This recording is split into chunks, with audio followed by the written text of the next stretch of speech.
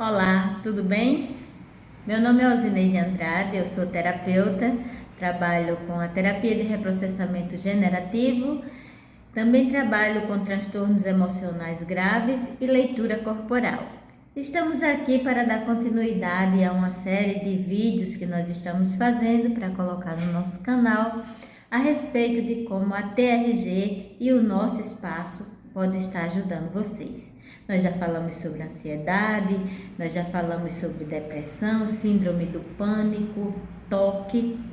E essa semana eu recebi um pedido para falar sobre pessoas com transtorno bipolar. Só que eu resolvi não falar do bipolar hoje e vou explicar por quê. Porque as pessoas que me mandaram esse pedido, o relato que elas fizeram das pessoas que elas acreditavam ser bipolar, me deixou um pouco confusa. Confusa no sentido de que elas não estavam falando de pessoas bipolar, mas elas estavam falando de pessoas com transtorno de personalidade narcisista. E aí, quando eu explicar, vocês vão entender por quê. Em algum momento, o transtorno narcisista pode ser confundido com o bipolar e o bipolar com o narcisista, por conta da mudança repentina de hábitos e de atitudes, ok? Se você está interessado nesse assunto, continua conosco, curte, compartilha, se você acredita que esse conteúdo é importante e que vai ajudar alguém, certo? Nosso canal está só começando e precisa sim desse apoio vindo dos nossos seguidores. Vamos lá. O que é o transtorno de personalidade narcisista?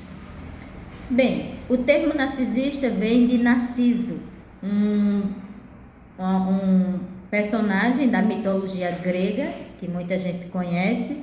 Narciso era um homem que se achava muito bonito e ele queria punir todas as mulheres do reino porque ele se achava mais bonito do que todo mundo, e ele tinha um lago, um rio, eu acho, como espelho. Ele se espelhava na água e ele se admirava.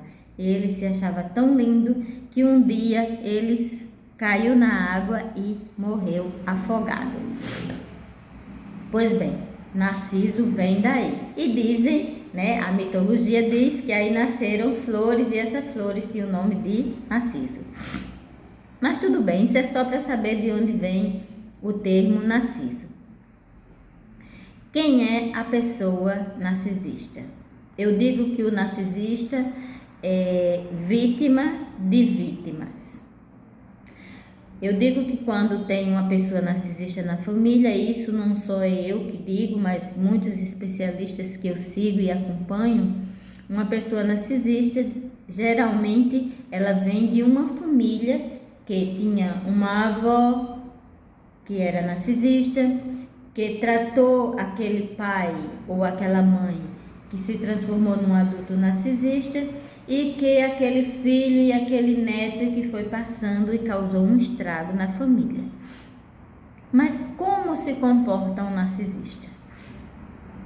Muitas pessoas chamam os outros de narciso e de narcisistas simplesmente porque ele é bonito. Tem uma música, ele é bonito? Não, ele se acha bonito. Tem uma música de Caetano Veloso que diz que Narciso acha feio o que não é espelho, e que a mente apavora o que ainda não é mesmo belo, mais ou menos por aí. Mas eu lembro bem da frase que Narciso acha feio o que não é espelho. Quem seria para nós uma narcisista bem conhecida? A madrasta da Branca de Neve.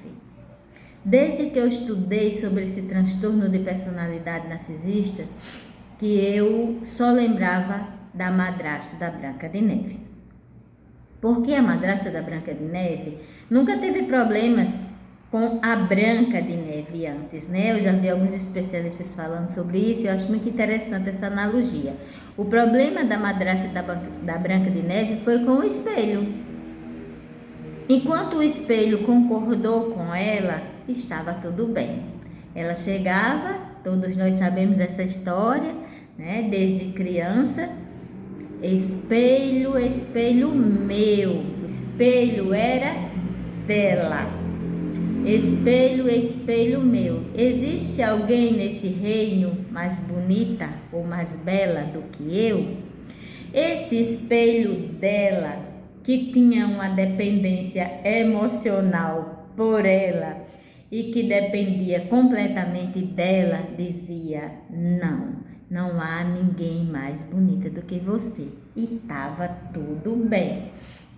Depois, ela perguntava de novo: espelho, espelho meu, existe alguém nesse reino mais belo do que eu? Não, senhora, és a mais bela entre todas, tu és a mais linda, tu és tudo, porque ela gostava de ser elogiada e saber que era dona da situação, que o espelho era dela para fazer o que ela quisesse. Só que um dia o espelho resolveu sair da dependência emocional e teve a triste ideia de discordar da narcisista. E quando ela perguntou: espelho, espelho meu, existe alguém mais bonita do que eu? Ele tinha conhecido uma menina empata, né? A gente vai falar sobre isso, uma menina empata, Branca de Neve, cheia de empatia, e disse: sim, senhora, tem uma mais bonita do que você, Branca de Neve.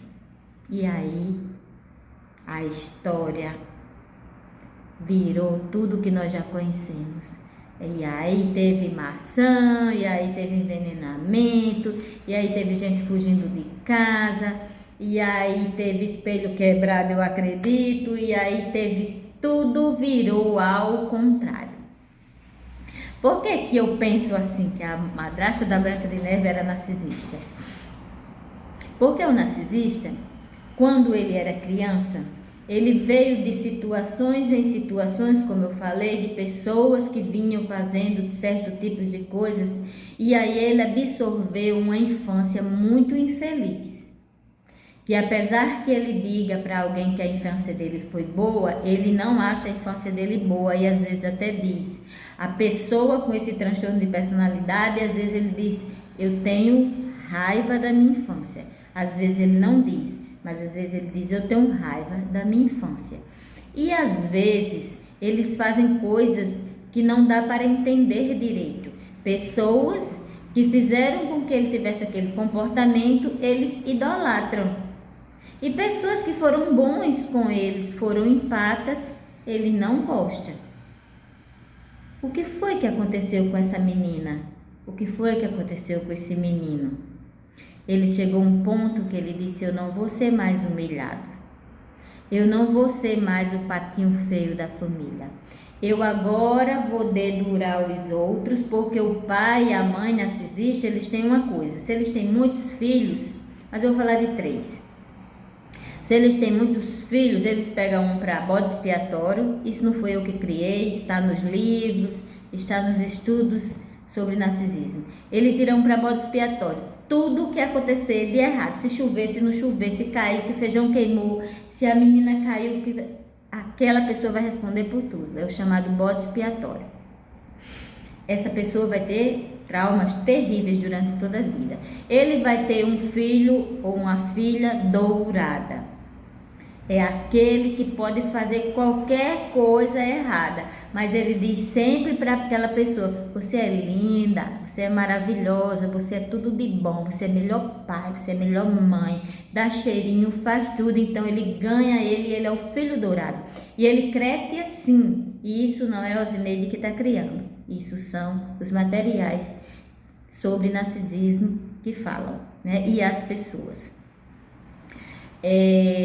Esse filho dourado, né, muitas vezes se transforma num narcisista, porque foi tão elogiado, ele resolveu: eu vou fazer tudo que meu pai gosta, ou eu vou fazer tudo que minha mãe gosta, porque eu já sei que se eu fizer tudo que eles gostam, eu vou ser elogiado, eu vou ser premiado. Alguém vai chegar aqui e vai dizer assim: Esses meninos todos só me dão trabalho, esse daí não vale para nada, aquele não vai dar para nada. Agora, este meu filho é perfeito.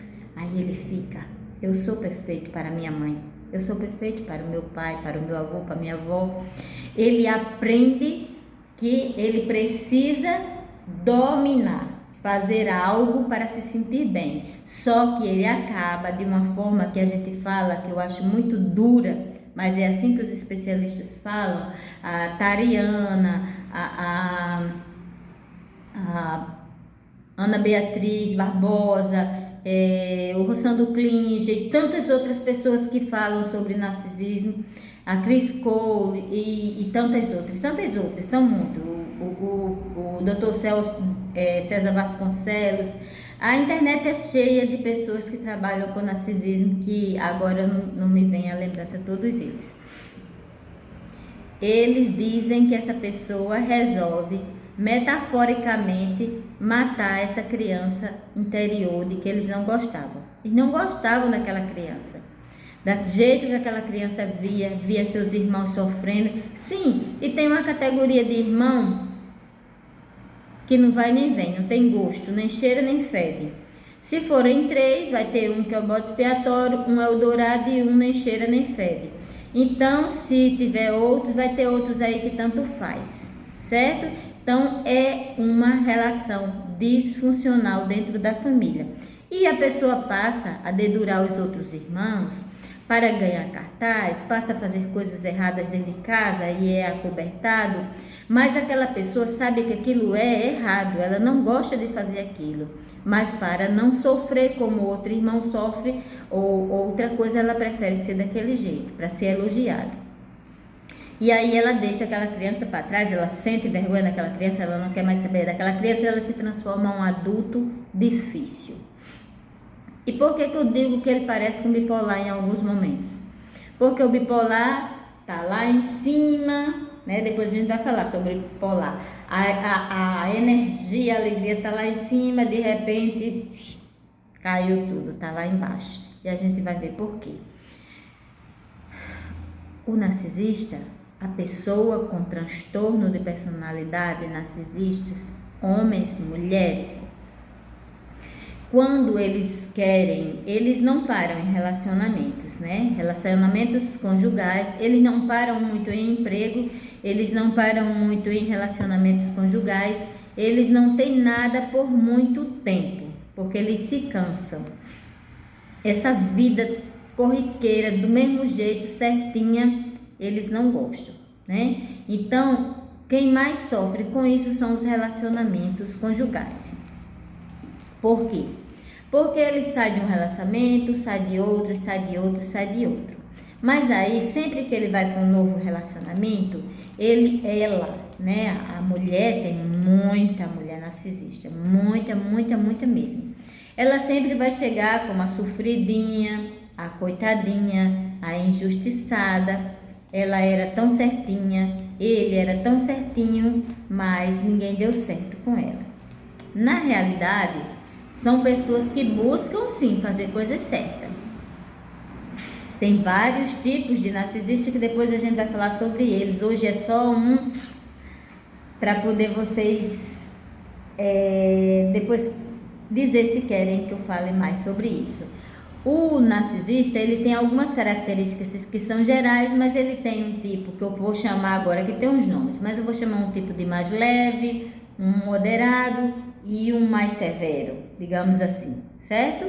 Mas tem as terminologias, os nomes científicos, que depois eu vou passar para vocês, os níveis e tudo se for do interesse de vocês. Mas tem algumas características predominantes. Por exemplo, vai começar o relacionamento, eles usam o que nós chamamos de love bomb. O que é o love bomb? É a bomba de amor. Ele vê aquela pessoa que ele tem muito interesse nela, e o interesse pode ser diverso. O interesse pode ser um simples capricho de ter aquela pessoa para ele dizer, eu consegui, tem. O interesse pode ser sexo, porque a maioria deles são fissurados nessa questão.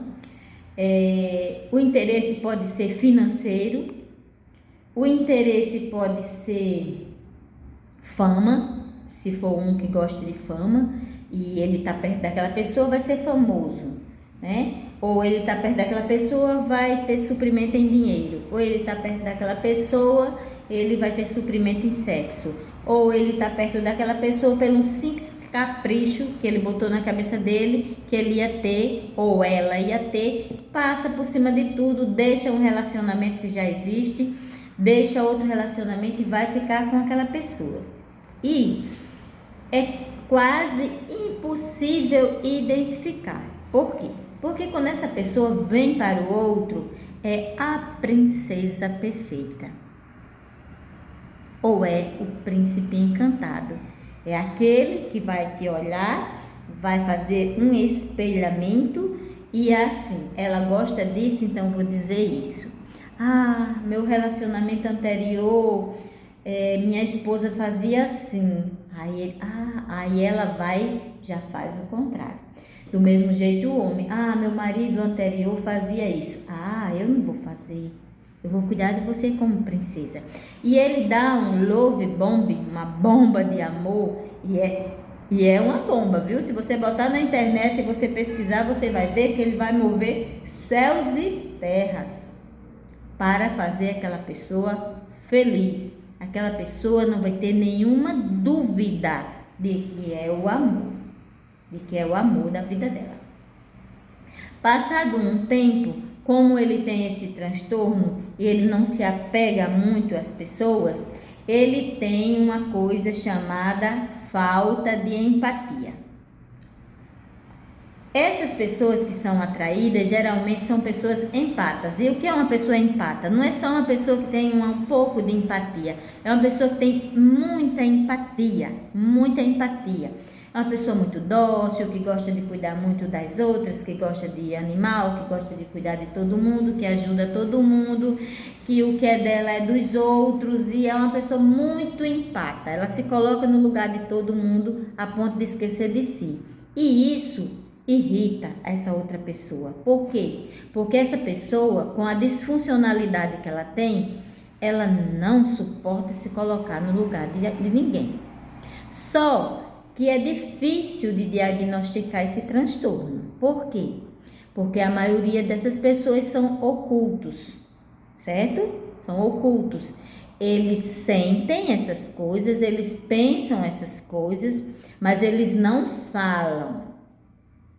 Quando a relação já está muito bombardeada, aí ele pode falar, pode dizer que é decepcionado com você, que você não é a pessoa que ele achava que devia ser, que ele achou que era outra coisa. Aí ele já vai dizer, certo? Quando já não for mais interessante para ele ou para ela pode dizer. Mas pode passar muito tempo sem dizer, né? Mas aí vai começar a fazer coisas para te maltratar, né? Alguns especialistas dizem que eles têm essa consciência de que estão te maltratando. Outros especialistas dizem que eles não têm essa consciência, que eles nunca procuram um diagnóstico. É muito difícil diagnosticar um narcisista. Por quê? Porque ele não vai. Ele se sente certo, tudo o que ele faz ele é certo. Toda a ideia que ele tem é certa. Para ele, para os outros pode não ser, mas para ele é certa. Ele é a pessoa que procura dizer que ele é sempre o certo, que se os outros têm que agir por ele. Ele é uma pessoa que não está muito de se colocar no lugar de alguém, até diz, até promete, mas não cumpre não, certo? É uma pessoa que não gosta muito de assumir responsabilidades. E quando eu digo não assumir responsabilidades, de acordo com os estudos e os especialistas, não é uma pessoa que deixa de pagar conta, não é isso não. É aquela pessoa que diz assim, chega para você e diz assim: Manuel, a mulher narcisista, Manuel, você é uma decepção. Eu sonhei com você a vida inteira, eu olhava para você, eu achava que era outra coisa, mas você não é nada do que eu pensei. Aí um dia Manuel tá chateado, tá brigando e diz assim: Ô Joana, nomes fictícios, viu gente? Ô Joana, por que você não me deixa? Por que você não vai embora? Você disse que eu sou uma decepção. Você disse que não tá bem. Eu nunca disse isso com você, Manuel. Você tá ficando doido? Tudo você inventa uma coisa, tudo você faz um burburinho. Eu nunca disse isso. Então, é nesse sentido que não assume a responsabilidade. Diz as coisas, mas na hora H não assume. Diz uma coisa de uma pessoa e aí, às vezes, não pode desmentir, fica calado. Para não assumir, fica calada, fica calado, mas não assume a responsabilidade. São pessoas que já na fase dizem que só caracteriza depois de adulto, mas eu discordo e muita gente também discorda, que começa cedo. Tem crianças que cedo têm prazer em matar animais domésticos e não tem empatia, porque aquele gato estava perturbando, então mata aquele gato. Pessoa sem empatia. Pode ser que essa pessoa se transforme no narcisista dos mais severos. Ele não tem empatia, né?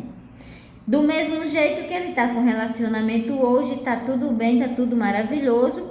Quando é amanhã, ele está com outro relacionamento. E se aquelas mulheres ou aqueles homens que passaram pela vida daquela pessoa quiser ser amigo, fica tudo amigo. Não tem nenhum problema não, porque ele não está nem aí. A não ser que aquela pessoa cause algum tipo de constrangimento para ele, brigue com ele, senão ele se desfaz.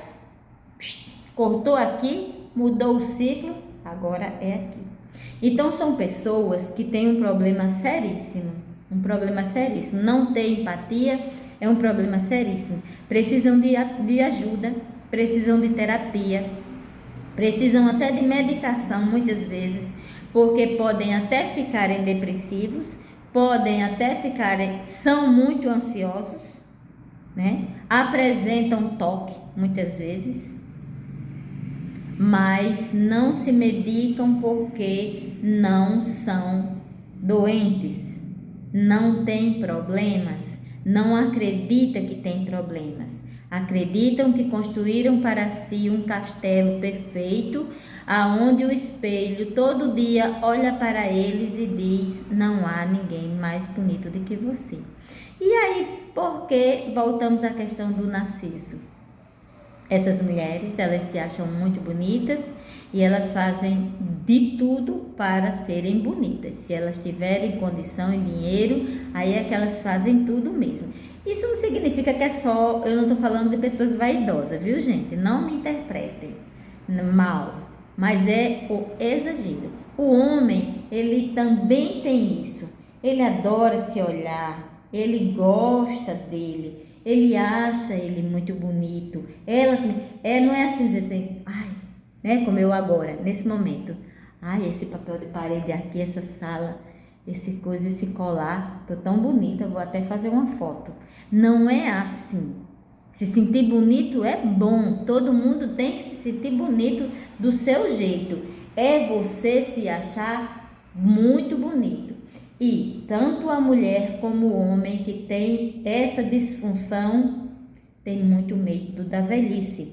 Porque a velhice traz as rugas, né? Olha, eu, por exemplo, no auge dos meus 55 anos, coloquei um filtrozinho aqui para parecer mais bonitinha, entrei na onda, mas vira e mexe, eu sou denunciada porque tem aqui, olha, onde o filtro não chega, eu envelheço, o corpo envelhece. Para essas pessoas é muito difícil envelhecerem. Já imaginou o sofrimento? Elas não gostam de envelhecer, porque envelhecer vai tirar essa coisa bonita. São sedutoras, pessoas sedutoras, que olham para você e lhe seduz, e que muitas vezes não elogiam as pessoas em casa, os filhos, a esposa, o esposo, o pai, a mãe, não elogiam essas pessoas, mas vão na padaria buscar o pão e cobre a balconista de elogio. A balconista diz: que homem! Ai, a mulher que é casada com este homem. A mulher do mesmo jeito, vai fazer qualquer coisa, vai no dentista, vai no supermercado, ela vai tratar aquela pessoa tudo bem, mas é um tipo também. Porque às vezes por trás, às vezes lá no estacionamento, às vezes no caminhão do lixo, às vezes nas pessoas mais fracas, elas tratam muito mal, viram a madrasta, tratam muito mal. Então, por que são confundidos com o bipolar? Por conta desse vai e vem. Só que o bipolar, ele não tem essas maldades, né? Eu tô chamando aqui de maldade, mas às vezes é maldade sim. Por quê? Porque são pessoas que conseguem adoecer outras. Eu atendo aqui no meu espaço algumas pessoas e tem aparecido bastante mulheres e homens também, né? Por que a mulher sofre mais? Porque na nossa cultura foi colocado que a mulher, ela tem que suportar mais, ela tem que perdoar mais, né? Se houver traição, ela tem que perdoar, ela tem que suportar mais. A cultura, nossa cultura diz isso. E se for da igreja, então, eu sou cristã, amo Cristo e os irmãos, e não é sobre isso, não estou falando sobre isso. É sobre pessoas que dizem assim: rim com ele, pior sem ele. Aguente, não sabe o que aquela pessoa está passando, entendeu? Então é necessário avaliar essas situações. A pessoa não apanha, a pessoa não vive sendo espancada, às vezes é, em outros tipos é. Mas às vezes não é, às vezes a pessoa se comporta muito bem, mas tem o que nós chamamos de violência emocional, né? Psicológica, o gaslight, que é ali, chega ali, aí começa a dizer: você disse, não, você não disse, você diz uma coisa, não, eu não disse isso, você coloca uma coisa no canto, quando vai procurar, não, eu não botei isso aí, não, você tá ficando doido, você tá ficando doida, né? Tudo você começa a virar o jogo, de forma que todo relacionamento disfuncional com uma pessoa assim sempre termina com alguém sendo o ruim e outro saindo por bom. E aí muitas vezes as pessoas acham que é tudo aquilo mesmo, aquela pessoa foi quem fez dar tudo errado, porque aquele outro na sociedade não aparenta aquilo ali. E eu vou dizer uma coisa muito séria agora, e talvez seja muito criticada, mas quem bota a cara na internet corre o risco. E quem fala, corre o risco de quem fala, né? Muitos líderes religiosos, eles condenam muito as mulheres nesse sentido: aguente, fique. É você que precisa ser mudada, é você que precisa alcançar a bênção, é você que precisa alcançar a graça. E às vezes as mulheres ficam aí, e quando a gente vai atender essas mulheres, muitas vezes elas estão a ponto de cometer uma loucura. Já com os homens, a situação é diferente. Por quê? Porque nós somos de uma cultura onde, se um homem for traído, ninguém vai incentivar ele a perdoar. Eu conheço cristãos abençoados, maravilhosos, que chegaram para suas esposas e disseram: eu perdoo, porque se tivesse sido eu, você me perdoaria, eu perdoo, retomo o nosso casamento e a gente vai ser feliz. Homem assim, com H. Mas é raro. É raro. Na nossa cultura, se a mulher trair, ela é descartada sem dó nem piedade.